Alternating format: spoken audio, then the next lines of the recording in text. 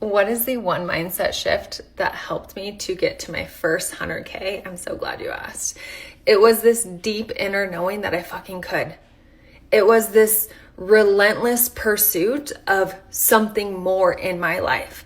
You see, I used to be a corporate employee, clocking in, clocking out, paycheck to paycheck. This was over a decade ago, but I just knew sitting at that desk, like I am meant for so much more. The people who are making a crazy amount of money, building their brands, building their business, creating a new opportunity for themselves, they're not smarter than me. They're not more talented than me. They just have an inner knowing that got activated.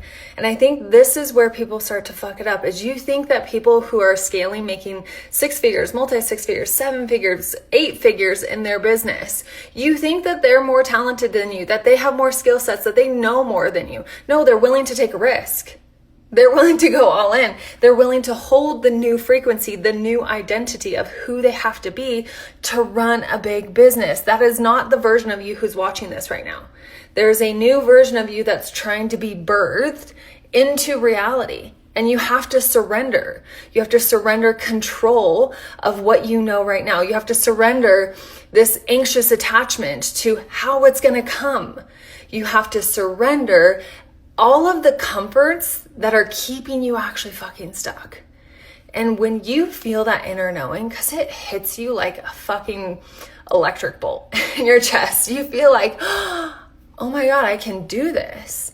If you feel that and you can start to take risks, you can start to lean into, well, who would I have to be to run a 6-figure company, a multi-6-figure company, a 7-figure company? Who do you have to be? And you really start to understand that personality, that identity, that frequency, how she shows up, how she leads herself. When you start to understand that and you start to take action from that frequency, well before the world will mirror back to you the results, you will start to collapse time. You will start to create insane results, but you have to hold yourself through the void. Nobody's going to come in and tell you, no, it's going to work. It's going to be great. This is going to all work out in an incredible way. Nobody's coming to tell you that. So you have to hold yourself through that void, even when people are judging you, even when people are doubting you, even when people don't understand, because so often as a visionary, you are set on the leading edge, which means you are doing things that feel illogical to other people. So be very selective of who you allow into your inner circle. But I would say for me, it was the inner knowing of watching other women succeed in my industry and being like, fuck, I can do this. If they can do this, I can do this. And that's always been a power play for me. Not a comparison, but like, yeah, they're showing me what's possible inside of this industry. So fuck yeah, I'm going to go. I'm going to full send. I'm all in. Let's fucking go.